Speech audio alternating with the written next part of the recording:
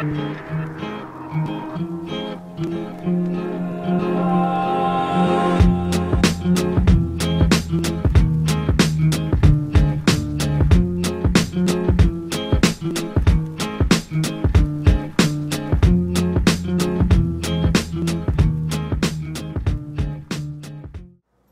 right, Pisces, thanks for tuning in to your August 2014 horoscope. My name is Athen, and let's have a look here at your ruler this month, Jupiter. Jupiter's transiting your 5th house, has been, and this is setting the sort of overall big picture theme for you, basically for about the next 9 months up to a year surrounding time frame. And this 5th house has to do with enjoyment, discovering what you enjoy out of life, what puts a smile on your face, what are you passionate about, what's your reason for waking up in the morning, what motivates you, what gives you energy and life force and creativity. All of this, Jupiter is expanding, okay? I think, this is a time of being very, opportunistic in this area. There's a lot of opportunities here, a lot of things coming your way for you to test to see, is this what I enjoy? Do I like this? Do I like that? And testing and just going with the flow in terms of all this abundance in that area for you to test to see, again, what it is that is enjoyable to you, because what might be enjoyable to someone else isn't necessarily enjoyable to you. So you're testing that out, and there's a lot coming at you in regards to that, or perhaps just some very important things coming to you in terms of that. But in either way, it's about opening up to them and allowing them to flow through you, being open to those possibilities, to those opportunities in that area, and through that, you can again test to see what you enjoy, and then of course enjoy those things. Now, this is all part of, like I said, the big picture, which involves Saturn as well, Saturn being the polar aspect to Jupiter. We can't talk about Jupiter without talking about Saturn and vice versa. So these two planets, they play the big picture role, the big picture of the creation of our reality. They're the slower moving of the personal planets. So if we're going to talk about Jupiter, let's talk about Saturn. Saturn has been transiting your 8th house of growth, of personal growth, of transformation. And there, wherever Saturn is, this is where we're called to put in the creation element, the work, the energy, and to take things more responsibly and more realistically and have a much more mature approach to that area. And so for you, it's about letting go of aspects of life that aren't serving you and allowing yourself to open up to new ones.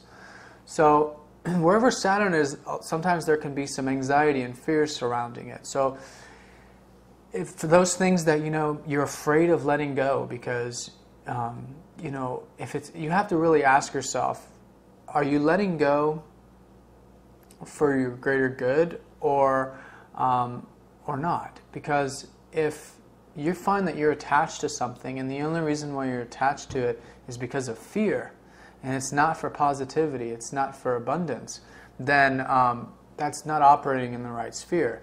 In other words, are you operating out of fear or are you operating out of enjoyment? And this is the big picture theme for you with these two planets in these two locations.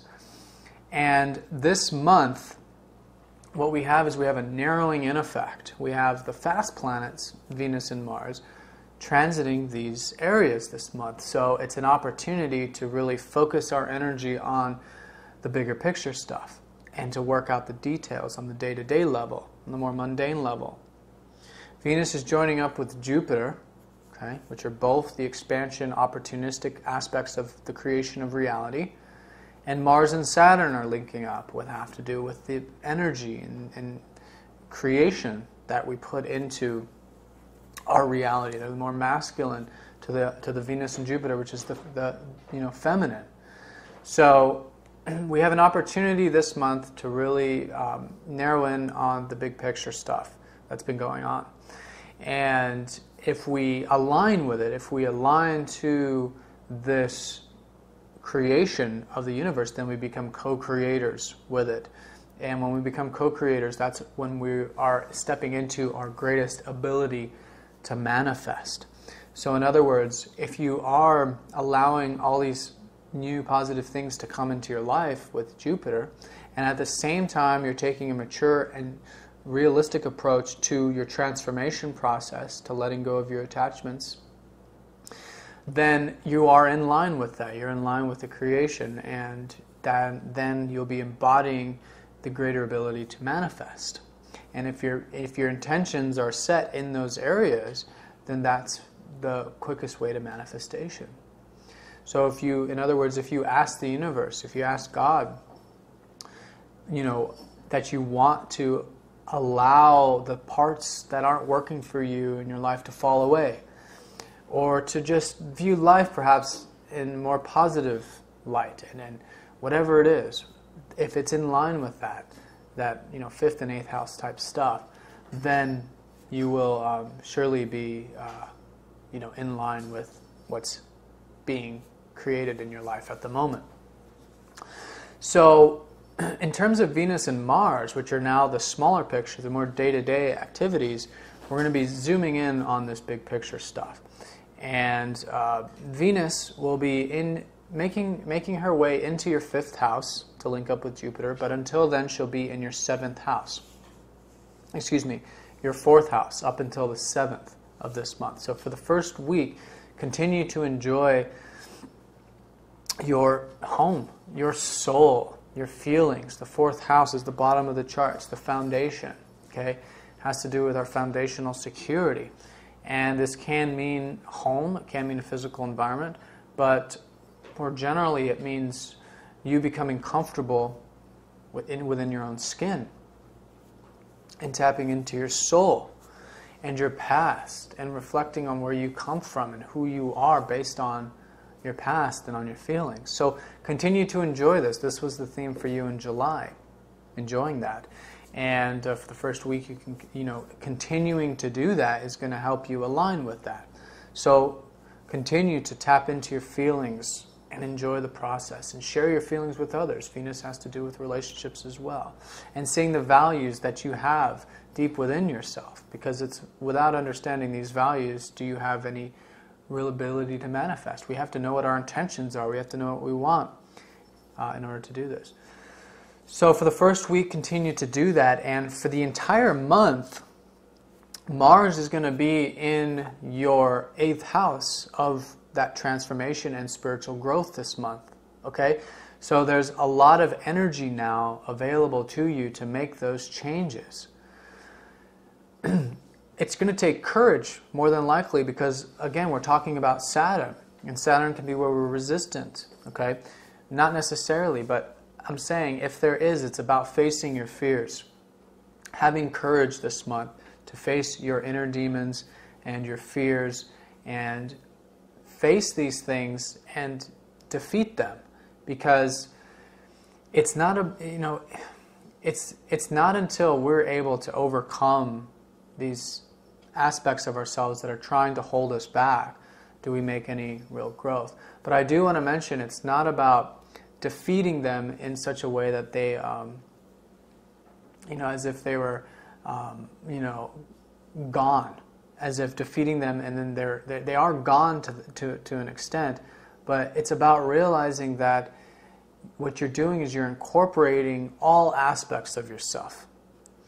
You're incorporating the positive and the negative aspects, because the negative aspects, so to speak, the fears and such, these are just aspects of yourself that you've perhaps neglected and have sought. They're like children. They want to be seen, and they've sought their expression in a way that might be dark or negative. So it's only because of that suppression, though, that has happened. So if we open up to them, in other words, if we love all aspects of ourself, both the positive and negative, we realize that they're all just different aspects of ourself taking different form. But when we give it all love, when we open up to it, then it all comes into the light, and it all becomes positive. It all becomes life and growth oriented. And this is what the 8th house is really about. It's about shining conscious awareness and love on all aspects of ourselves and all aspects of life. And when we do that, we see the beauty in it. And when we see the beauty in it, then we embrace it. And when we embrace it, we become whole. And that's really the transformation process, is accepting and loving all aspects of ourselves and then allowing the beautiful expression of them to come alive. So in either case, this month it's really about putting energy into that, facing those fears and stepping up and having the courage to make those changes, and also to set intentions on making those changes. So this would be a good month to make those declarations through prayer or through writing down your intentions to manifest and so forth. And this is all about you enjoying yourself more. That's what all this is about. It's without letting go of all these aspects of ourselves that, making way of, how do I say, clearing the decks of all of these aspects of ourselves that just aren't working for us. These parts of our personality that hold us back, our inner demons and such. We want to transform them. And when we transform them, we create space. And that space is now available for new things to come into our lives. New things, in this case for you, that put a smile on your face, that give you enjoyment and passion. So it's about merging these two. And from the 7th onward, when Venus goes into that 5th house, it's about enjoying the process of life, enjoying what your passions, and also being creative and fun and playful, and not taking anything too seriously, while at the same time putting energy into transforming yourself. Right? So it's one and the same, isn't it? And what I'm trying to say is life is everything. It's all aspects. It's the life and the death. It's the creation and the destruction. All of this is part of life, and without one, you can't have the other. And all of that is beautiful. All of that is the positive aspects of life.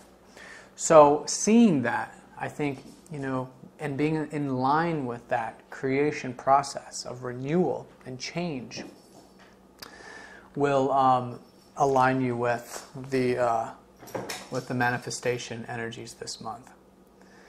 So that's Venus, Mars, Jupiter, Saturn. Now let's talk about the Sun and the Moon. The Sun and the Moon have to do with awareness this month. I mean, they always have to do with awareness. But this month, the Sun will be... Sorry, my cat's playing. He's having a really good time right now. The Sun will be in your 5th house up until the 16th. Okay? So there's going to be a strong awareness of what gives you joy, what puts a smile on your face. And this was the energy of the last part of July as well. Because wherever the Sun is, there's that conscious illumination and becoming aware of what gives us that pleasure and enjoyment in life. Kitty, come here. So, becoming aware of that first half of the month, continue to do that. And then on the 10th, there's going to be a full moon taking place in that 5th house involving your 11th house, your 5th and 11th. And the 11th house has to do with your unity, joining the community. It's like we can't fully be a part of the community until we understand who we are and what we're about, right? What gives us joy and excitement. So around the 10th, I think there will be a awareness of, okay, this is what gives me joy. Now what can I do to share this with others? And paying attention around the 10th, I think there will be some insight in regards to how you can do this, how you can share yourself with the collective, with the community, to join yourself to be a part of something much larger. So that's the full moon on the 10th. Now let's talk about the new moon that's happening on the 25th, and this is setting the stage for September. Okay, the new moon is happening in your 6th house. So you're transitioning from the 5th into the 6th this month. So from all of this joy, kitty cat, come here.